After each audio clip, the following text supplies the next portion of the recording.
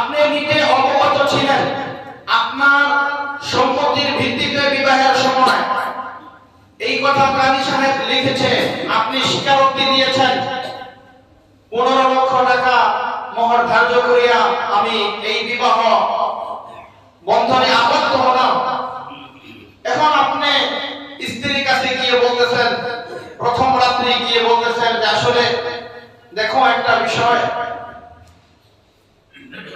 সেটা হলো আসলে অনেক মোহর ধরেছি, এটা এত মোহর না ধরলে কেমন দেখা যায়, তোমার বাবা মা কি বলবে, এলাকাবাসী কি বলবে, সেই জন্য নির্ধারণ করেছি। আর শরীয়ত তো এই কথা বলেছে মোহর দেওয়া ছাড়া স্ত্রীকে অনুমতি দিয়েছে যে সে যদি নিজেকে অর্পণ না করে নিজেকে বিরত রাখে তাহলে রাখতে পারবে। এই ক্ষেত্রে আমি কি করতে পারি? তখন আপনার স্ত্রী নতুন মানুষ, সবেমাত্র আপনার ঘরে এসেছে, প্রবেশ করেছে, এই মুহূর্তে সে কি কথা বলবে না আমাদের 15 লক্ষ টাকা এই মুহূর্তে মোহর দিতে হবে, এই কথা সে বলবে না। সে আপনার মনোরঞ্জনের জন্য, হয়তো আপনাকে সান্ত্বনা দেওয়ার জন্য, আপনাকে ক্ষণিকের জন্য সন্তুষ্ট রাখার জন্য বলবে ঠিক আছে এটা আপনি দিয়েন বা আমার লাগবে না, এই কথা স্ত্রী অনেক সময় বলে।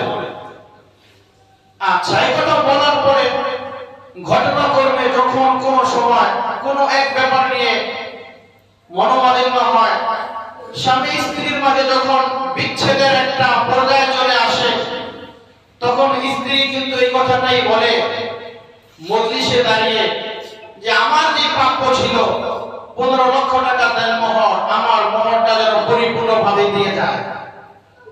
তাহলে সে কিন্তু আপনার কাছে এই কথা বলেছিল যে না তোমার এই দেন মোহর এটা লাগবে না, এই সমস্যা নেই, না দিলেও চলবে বা পরে দিয়ে, এই যে এটা আপনাকে সান্ত্বনা দেওয়ার জন্য, আপনাকে ক্ষণিকের জন্য সন্তুষ্ট রাখার জন্য সে এই কথা বলেছে। কিন্তু পরবর্তীতে বিচ্ছেদের সময় মজলিসের মধ্যে, সমাজের মধ্যে সে তখন কিন্তু এটা হকদার, দাবিদার, এবং এই কথা সে দাবিও করে আমার কাবিনের টাকা পরিপূর্ণ দিয়ে যাবে। তাহলে স্ত্রী আপনাকে কি মাফ করলো?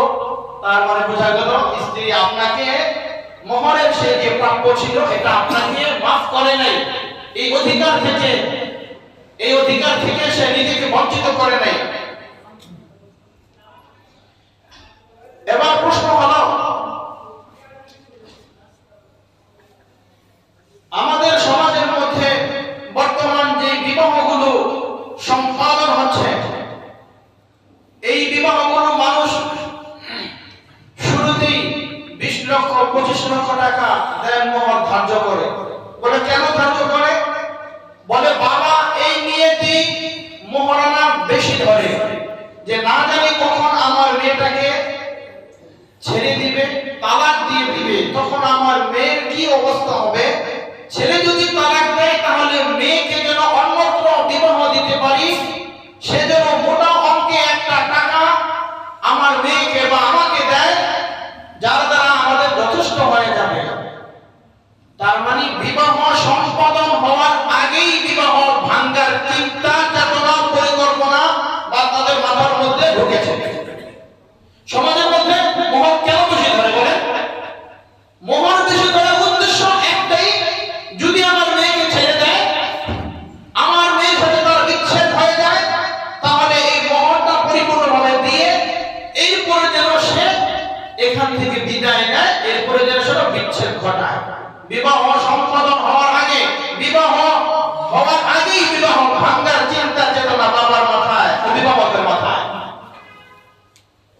অথচ আল্লাহ রাসূল সাল্লাল্লাহু আলাইহি ওয়াসাল্লাম হাদিসে পাকের মধ্যে স্পষ্ট কথা বর্ণনা করেছেন, ইন্না আ'যামান নিকাহি বারাকাতান ওয়া আইসারুহু মু'নাতান। যেই বিবাহের মধ্যে সবচেয়ে কম খরচ হয়, ওই বিবাহের মধ্যে সবচেয়ে বরকত বেশি হয়। সুবহানাল্লাহ।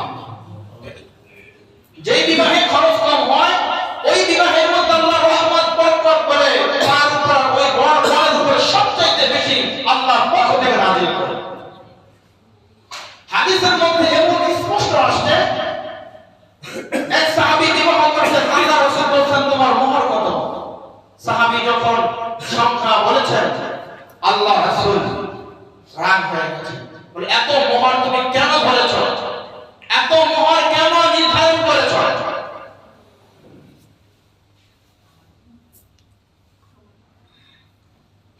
এজন্য আল্লাহ রাসূল সাল্লাল্লাহু আলাইহি ওয়াসাল্লামের হাদিসের ভাষ্য অনুযায়ী কোরআন হাদিসের আলোকে আমরা একথাই প্রমাণ পেয়ে গেলাম, একজন স্বামীর কাছে একজন স্ত্রী সর্বপ্রথম যে হক, যে অধিকার, সেটা হলো মোহর। এটা আপনি দেনা স্বরূপ, স্ত্রী পাওনা স্বরূপ, এটা পরিশোধযোগ্য, আপনি মারা গেলেও মাফ হবে না।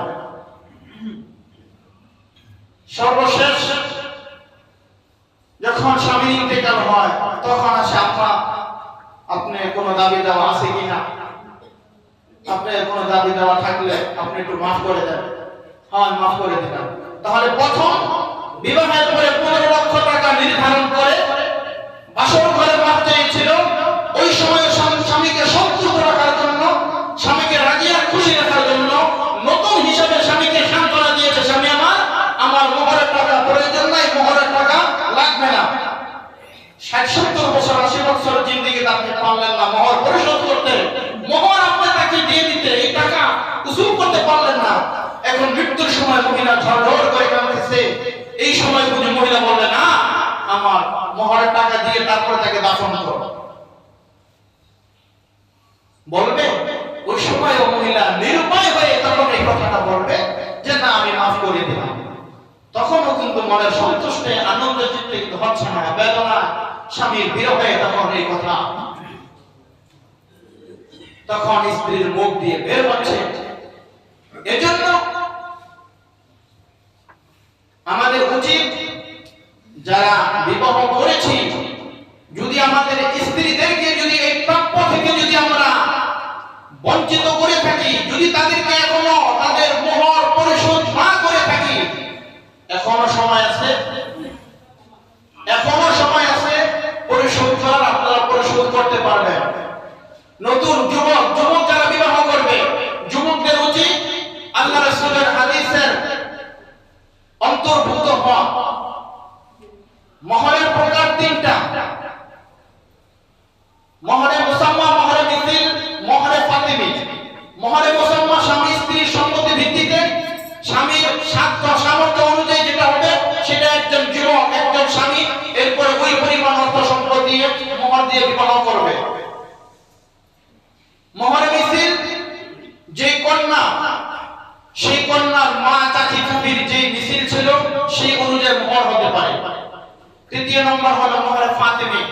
মোহরে ফাতিমি বর্তমান 132 ভরি রূপা, এর সমপরিমাণ যে মূল্য হয়, ওই পরিমাণ মূল্য যদি কেউ আদায় করে তাহলে তার মোহরে ফাতিমি অর্থাৎ তার বিবাহ বিশুদ্ধ হবে এবং তা আদায় হয়ে যাবে।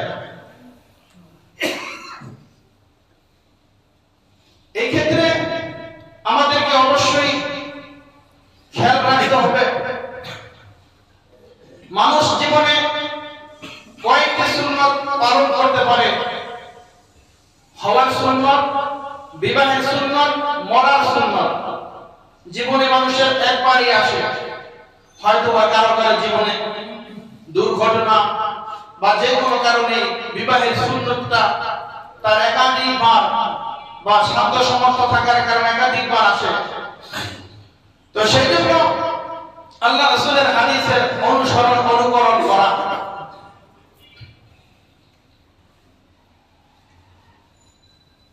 সর্বশেষ আল্লাহ রাসূল সাল্লাল্লাহু আলাইহি ওয়াসাল্লাম আমাদেরকে একথাই জানিয়ে দিয়েছেন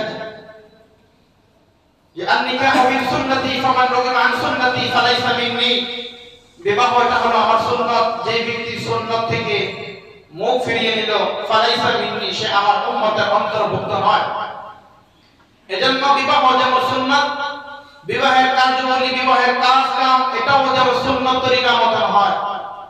বিবাহ অনুষ্ঠান আসলে গায়ে হলুদ এর আর 2-3 দিন আগ থেকে সাজসজ্জা সব কিছু এত পরিমাণ বিলাসিতা, এত পরিমাণ অপচয় হয় যে অপচয়ের মাধ্যমে আরেকটা গরিব ফ্যামিলির গরিব পরিবারের ছেলেমেয়ের বিবাহ সম্পাদন হয়ে যায়। এই বিষয়ে আমাদেরকে খেয়াল রাখতে হবে। আল্লাহ রাসূল বলেছেন যে বিবাহের মধ্যে কম খরচ হয় সেই বিবাহের সবচেয়ে বরকত বেশি হয়। তো যাই হোক, এই জন্য মোহরের বিষয়টা চিন্তা করতে হবে। আমার শ্বশুরবাড়ির দিক থেকে অনেকে সচিবালয়ে চাকরি করে বিভিন্ন জায়গায়। তো আমি যখন বিবাহ বন্ধনের জন্য গিয়েছিলাম, তো আমার বিবাহের জন্য তারা অনেক টাকাই আত্মীয় স্বজনরা তারা দাবি করেছিল। তোমার শ্বশুর বলল যে না, জামাই যেহেতু আলেম, সে যেটা নির্ধারণ করবে সেটাই। তখন আমি এই কথাটাই বললাম, মোহরের 3 প্রকার। সর্বশেষ বললাম মোহরে ফাতিমি যেটা আছে 1 লক্ষ, সেটা হলো 132 ভরি রূপা, 2000 টাকা ভরে হলে 2,64,000 টাকা দেন মোহর আসে নগদ। সেই টাকা বাবদ 2 থেকে 2.5 বছর সময় দিয়ে দেওয়া হলো। আমার এই কথা দেখে তখন অনেক মানুষ যে বাবাজি, আমরা তো এখনো পর্যন্ত তোমার দাদি চাচি নানি শাশুড়ি যারা আছে এদেরকে এখনো পর্যন্ত মোহর আমরা প্রদান করি নাই। আমি বললাম সুযোগ এখনো আছে, যদি না দিয়ে থাকেন অর্থ সম্পদ নগদ থাকলে দিয়ে দেন, আর নাহলে আপনার যে জায়গা জমি আছে সেখান থেকে আপনার স্ত্রীর নামে ওই টাকা পরিমাণ আপনার সম্পদ লিখে দেন। আমার এই বিবাহের পরে অনেকে নিজেদের স্ত্রীদের মোহর তারা প্রদান করেছে। সুতরাং আপনাদের আজকে এই লম্বা চূড়া আলোচনার দ্বারা একটাই উদ্দেশ্য, যারা বিবাহ করেছেন মোহর যদি এখনো পরিশোধ না করে থাকেন তাহলে আপনারা মোহর পরিশোধ করবেন। আর নতুন যারা বিবাহ করবে মোহরে ফাতিমির মাধ্যমে অথবা নিজের সাধ্য সামর্থ্য অনুযায়ী তোমরা মোহর প্রদান করে এরপরে তোমরা বিবাহ করবে।